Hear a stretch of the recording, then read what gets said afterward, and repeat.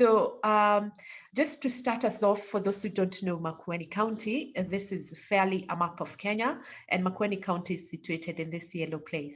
So this is the map of Makueni County. It has 6 sub-counties, and the area is about 884 square kilometers with a population of just about 1 million.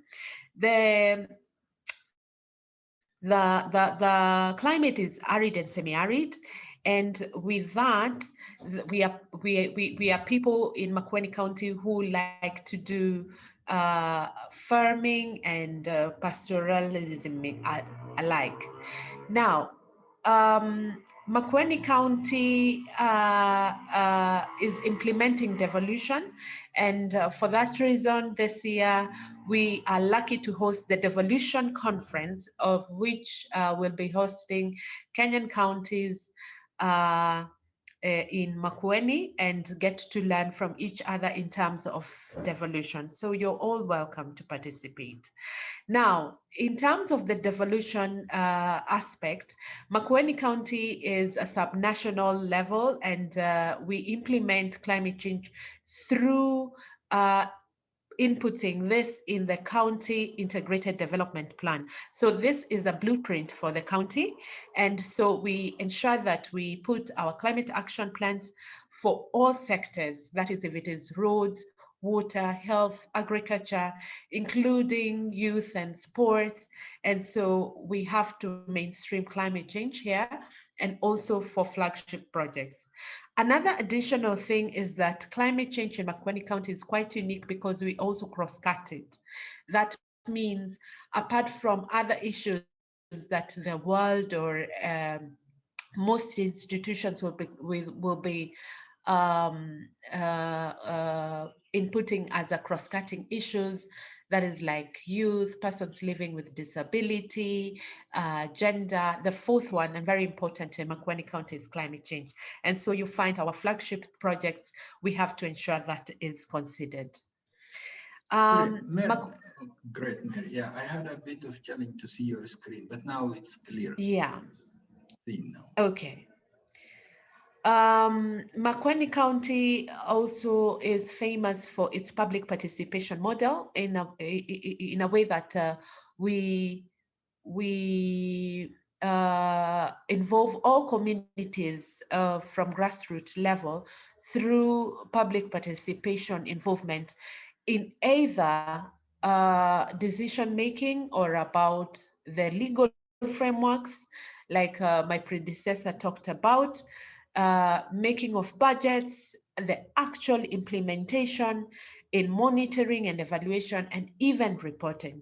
So people are involved at ward level, at sub-ward level. This means sub-wards are those units that actually form through households. So we have all the community members directly or indirectly involved in matters of public participation.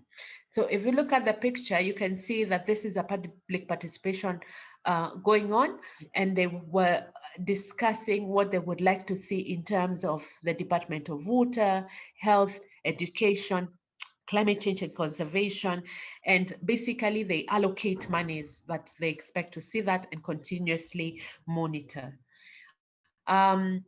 This is done in various levels. So we start with the basic unit, which is the Village People's Forum at the bottom there, and that it goes up to a village cluster, which forms various villages together, then to the sub-ward level, the ward level, the sub-county, and then to the county forum. So we advertise this through local radio, we make announcements in barazas through the chiefs, and also using our ward administrators, and also through other channels like using social media or the papers. And so we have people getting to know that we'll be making a decision on this matter, and even if it is climate change, then you find everybody is aware that this is what is going on. Now we have another level that we haven't actually put in that stairs of public participation, and this is the children and diaspora level. In matters of public participation, we came to find out that we were lacking a unit called children who were not making the decision, and we decided to involve them. So every year in Makueni County, we have a children's forum, and these children come together to make decisions in terms of what we are also putting together, because we find that what we're doing impacts on the future generations, and that is our children and the children's children. So in that, you find if we make a decision like we're going to plant trees here, we might not use these trees, but our children will. And so they're important unit in making decisions. One of the decisions that actually we are implementing in the Department of Environment and Sanitation is that our children came up during the last forum and said they would like their own safe space in our public institution. So we are talking about, even if it is a toilet in the markets or in the public institutions, that we have.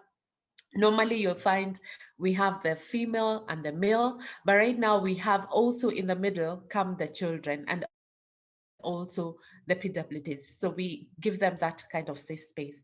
This is also concerned in matters of climate change because they're also involved in the projects like tree planting in schools, that is in terms of adaptation, and also we involve them at matters of the committees on what they intend to do.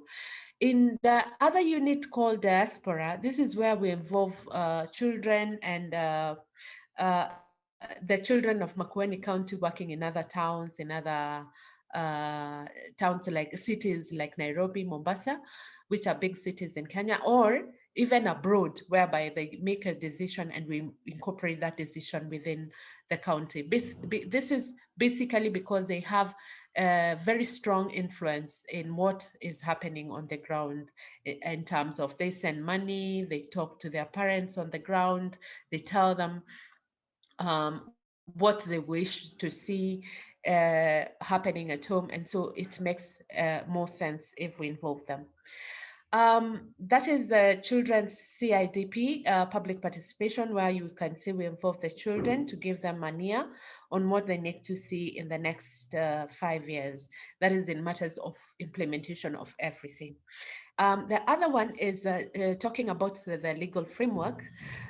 We have regulations, and these are important because they enable us work under a guided forum, guided objectives. And so we integrate all this to other departments. And this regulation saw us come up with an allocation whereby we self-fund ourselves by dedicating 1% of the development budget into a climate change fund, which is managed by our board of trustees. So this board ensures that they do public participation, they're involved so that they can see which projects the people want us to implement in terms of climate adaptation and mitigation, and we do exactly that. And so it also bore the Sand Conservation and Utilization Act of 2015 for Makueni. Is a very, very important natural resource in Makueni County. And most times in the past, it was harvested, and its trade was almost likened to the drug trade, where we had a lot of cartels, a lot of stealing of the sand from the rivers. And so it's made our rivers dry and people very poor. So that is a copy of the regulations, and is the structures are ready, and they start from the bottom.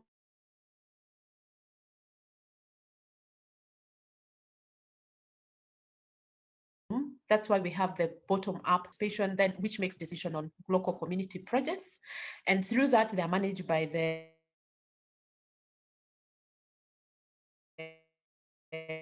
ward committees. and to choose the projects of the communities, they have to be vetted by a planning committee, which is more technical people. After they write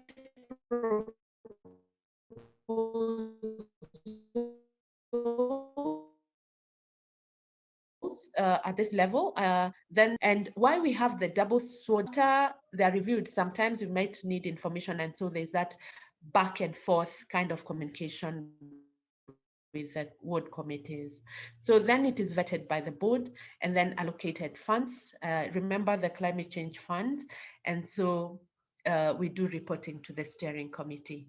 So our funding efforts go to mainstreaming climate change in other departmental aspects, like if it is schools, roads, we have those green roads by cutting meter drains, and if it's agriculture, soil and water conservation, and all that.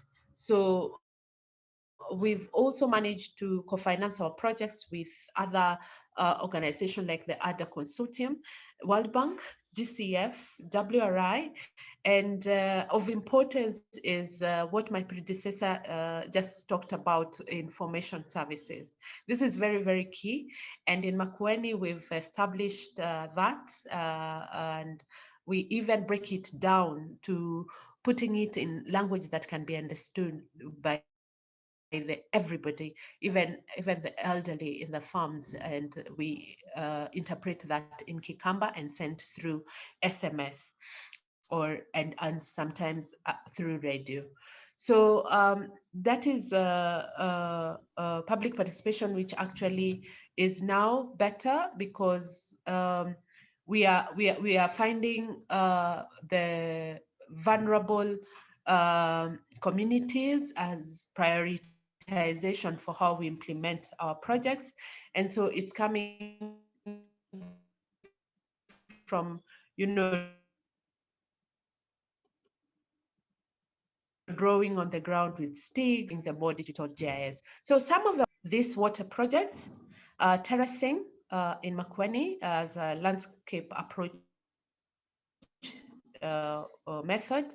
And also we have to do continuous procurement for that, which is done through open contracting. And we have not done this only without challenges. We have some challenges, and this is for information services, politics, corruption, sometimes, especially in procurement, as it is in any other institution, little finance, and sometimes we even have these stringent measures from donors that we cannot get what is our priority, but what is theirs. So that being said, I think I'll just end there and say we are benchmarking with other counties and other institutions just to ensure that we fulfill, as is the goal number 17 of the SDGs,